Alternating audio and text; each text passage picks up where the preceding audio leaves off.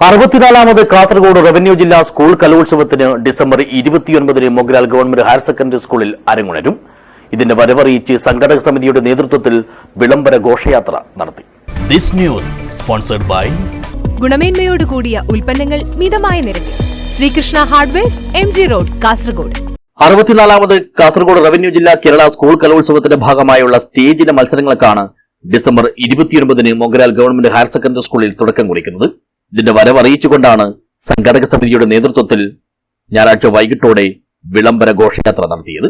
കുമ്പളയിൽ നിന്നും പ്രയാണം ആരംഭിച്ച ഘോഷയാത്ര കുമ്പള ഗ്രാമപഞ്ചായത്ത് president VK Abdul Khader Haji flag off ചെയ്തു.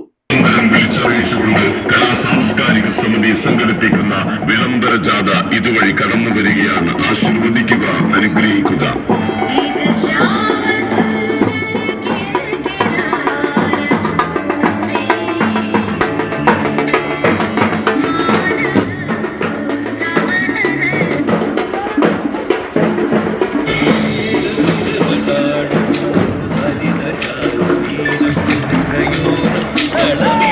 ജനപ്രതിനിധികളും സംഘടക സമിതി ഭാരവാഹികളും സ്കൂൾ PTA കമ്മിറ്റി അംഗങ്ങളും സബ് കമ്മിറ്റി അംഗങ്ങളും വിദ്യാർത്ഥികളും അധ്യാപകരും നാട്ടുകാരുമെല്ലാം ഘോഷയാത്രയിൽ അണിചേർന്നു.